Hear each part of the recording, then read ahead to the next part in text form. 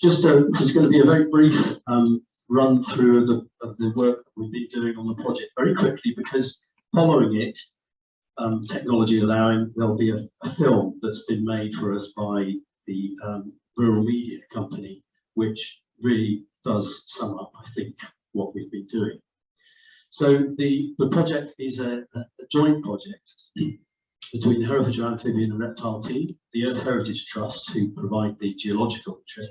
Beth Andrews is the project officer who works with the Earth Heritage Trust and has done amazing work here, rallying volunteers. So she's largely responsible for a lot of the work that's gone on. And Herefordshire Wildlife Trust, I'm employed by Herefordshire Wildlife Trust to try and organise everybody, but a lot of them do it themselves. And it's, as Alison mentioned, the involvement of volunteers has been enormous, so we can't thank them enough.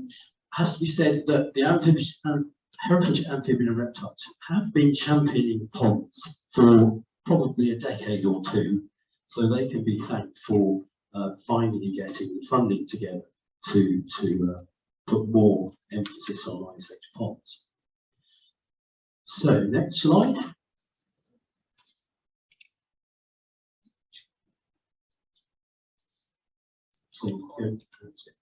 So the main aims of the project were to increase the understanding and knowledge of Ice Age ponds and the Ice Age landscape of Herefordshire, and share that information with communities, visitors and stakeholders mainly being the farmers and landowners, as well as the local communities that have ponds in their local area, but also the local authorities, the DEFRA advisors that go around advising farmers to raise the awareness of these ponds in their lives, so that we can make sure they're protected in the future.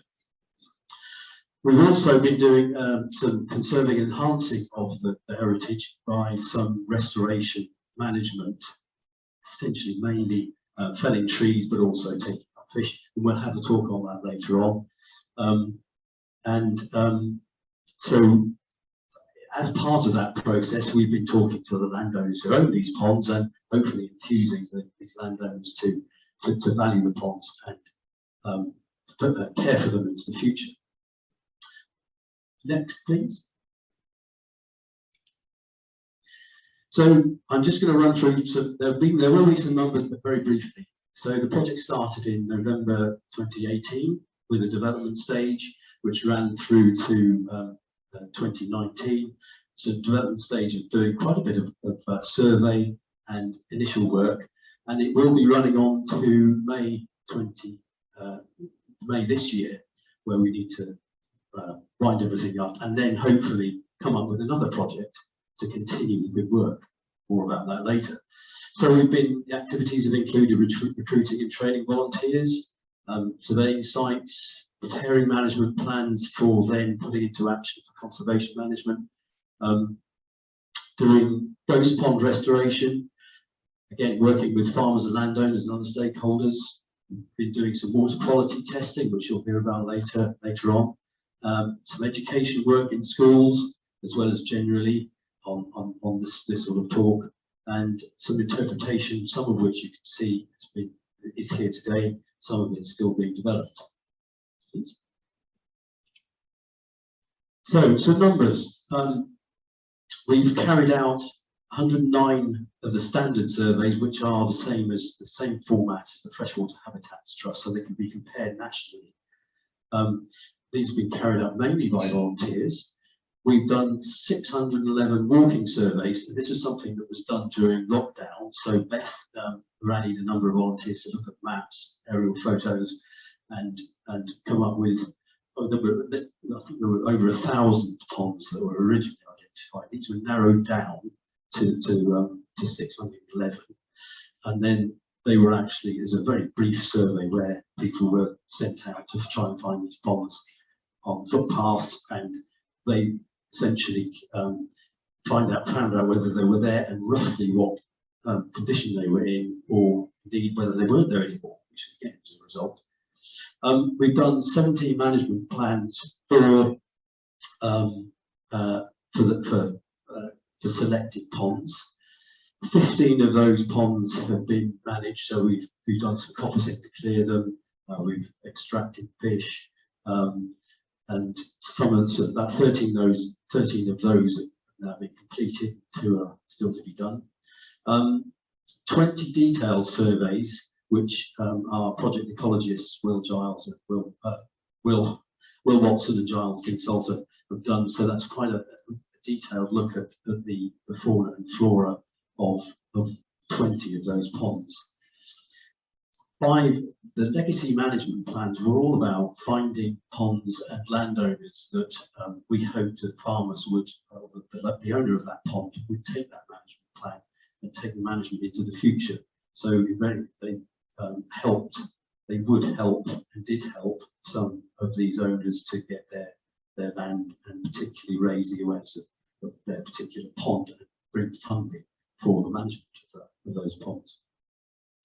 The water sampling, we'll have a talk about that later, and the app was very much led by the Earth Heritage Trust, and wonderful chap they've got working for them, and we've produced an app which can guide you around 2 of the Herefordshire nature reserves and show you the interest of the Ice Age ponds on those particular pieces of land, as well as several landscape tours that you can follow either on foot, on bike, or by car.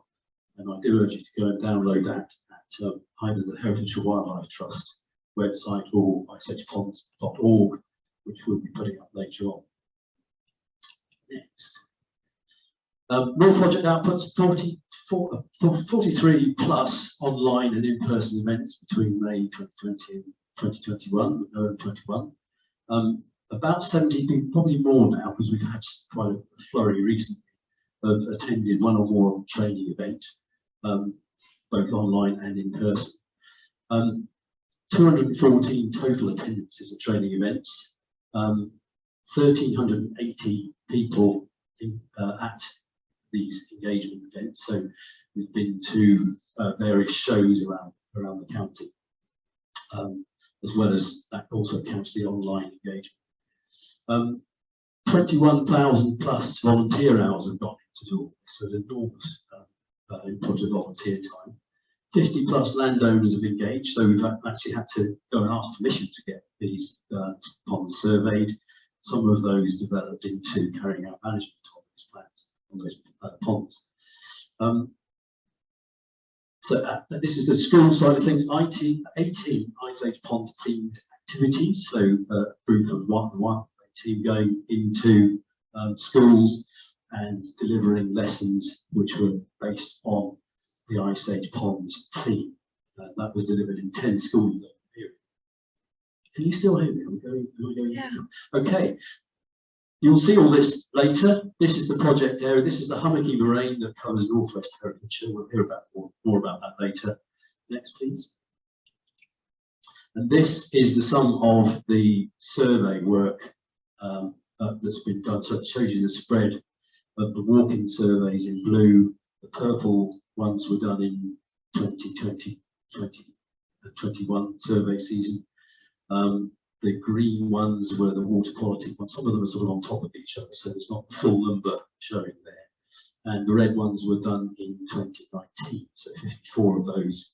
That makes up the 109 altogether